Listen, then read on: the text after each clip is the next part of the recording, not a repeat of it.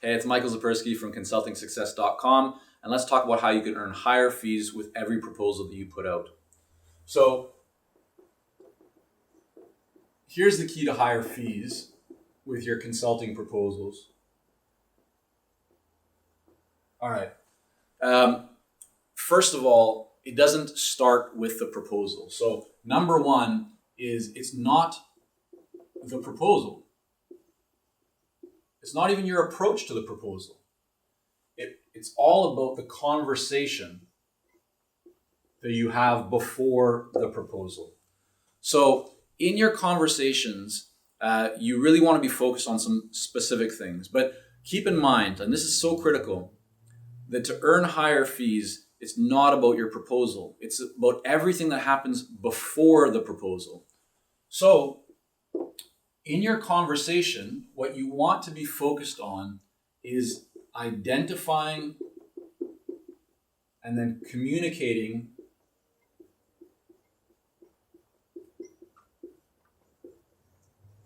the value. And so this is the value that the buyer cares about. It's not just what you think. It's not about your methodology, your process, none of that. It's what the buyer wants, what they truly care about.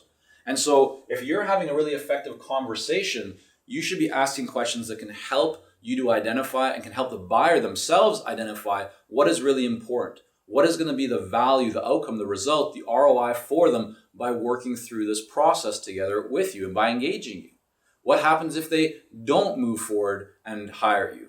What is the cost of inaction? How does it impact their employees, their organization, their shareholders, their community, themselves? There's many different aspects and areas that you want to explore. And the key to this is to almost think about it like you have an onion and you have, all these different kind of layers through the onion here. And so you want to start to peel back each layer, peel, because you want to go deeper and deeper right into the core, because this is where the value is. The value is not on the edges. What most consultants do in their conversations is they stay just around the edges. They'll ask one question, and then the buyer will give them a response, and they'll move on to the next question, and they'll move on to the next question. That's not what you want to do, okay? What you want to do, what's significantly more effective, is to ask a question and then go deeper and ask another question about the same one. Clarify more, go deeper, understand more. Only then will you go and ask a question about a different area in the business. But then again, you go deeper and deeper and deeper. Ask, why is that important to you? What kind of impact will that have on your organization? What will that impact look like in terms of dollars or percentage improvement? How will your shareholders feel about that? How will your employees feel about that? Right? We're going deeper and deeper and deeper and deeper. We're not just saying, what is your objective? Oh, I want to grow. Okay, great. When do you want to do this? Like, no, you don't want to go to the next step so quickly. You want to go deeper because this is where the value lies. And this is what will really help you to position your offerings and your fees in a way that the buyer will feel very comfortable and excited about saying yes to. Number 3 is use options. So as you get to a full engagement, not at the discovery stage, not with your initial offer, but when you go to a full engagement, you want to definitely have 3 options. So, option 1, option 2, option 3, the value of which there'll be greater value with each of the options. The price, the fee will go up with each option. Having options will help you to earn more because typically, right, this is the buyer psychology, and this is something I think a lot of people now know these days, but just to kind of recap it a little bit, when a buyer looks at this, most buyers won't feel comfortable justifying going with the highest price option right out of the gate. Most also don't want the cheapest option, so they feel more comfortable landing somewhere in the middle. But there's also something called anchoring going on. What anchoring is that when someone sees a price, so let's just say that this here is $20,000, this is $28,000, and this is $64,000. If your initial offer was only $20,000, they have nothing else to compare it to. And if you said that it was, let's say, even $28,000, the buyer would be thinking 28. They might be thinking it's expensive. They might be thinking it's cheap and reasonable, whatever. But when they see 64, all of a sudden they're anchoring the 28 to the 64. And so now 28 looks significantly lower and more reasonable because they're comparing it to 64. So you definitely want to use options. Now, number 4, and this is really, really important. I see a lot of consultants, I speak with a lot of consultants who hesitate around asking for higher fees. And so they start off always going lower and lower. Now, the problem when you go too low in your fees is that the buyer might say yes to them. And then you've won the project, but you won the project at lower fees, which doesn't make you feel good. But the other big problem is that you might get price resistance even at your lower price.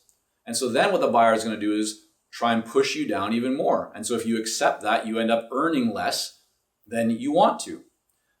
Even less than where you started off, which is probably where you weren't that happy about it anyways. So my recommendation in terms of what I've observed and just what works best for most of the consultants that I've ever encountered, and it's hundreds over the years that I've worked with personally, is you always want to start higher.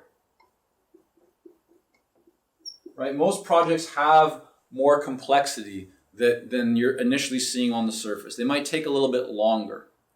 And so start a little bit higher with your pricing, because here's why.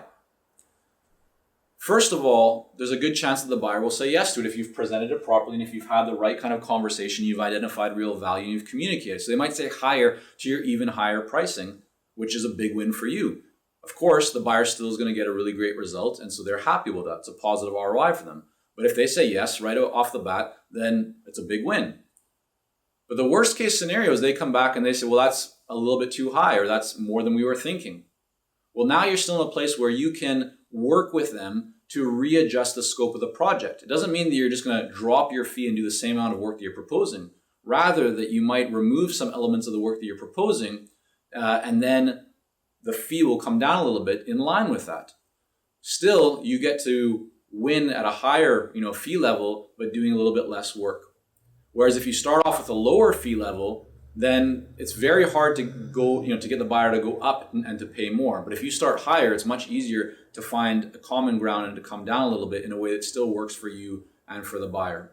So if you want to win higher fees in all of your proposals, right, and earn significantly more with every project you take on, number 1, have the mindset and embrace that it's not about the proposal, it's about everything that happens before the proposal. Number 2, focus in your conversations on really identifying and then communicating the value that the buyer cares about. Number 3, implement options when you get to the full engagement section or part of the project. So not the discovery. I'm not talking about your initial offering that gets your foot in the door, but after that, to turn into a larger, fuller engagement, use options. And then number 4, start higher, right? Always use pricing that is a little bit higher than what you might even feel comfortable with, as long as you can really justify and connect it to the value and the ROI that you're going to be providing, so that it's still a great deal. It's a win-win for both parties. If you're looking for some resources to help you both with proposals and consulting fees, check out consultingsuccess.com. We have a lot of resources that can help you in those areas. And if you'd like help, my help working on your proposals, guiding you through some of the best practices, and helping you to actually win more projects, have more meaningful conversations with clients, and ultimately grow your consulting revenues, reach out because we do offer a coaching program specifically for consultants to help you to achieve that, and we'd be happy to chat with you about it to see if there might be a fit. Wish you a wonderful day.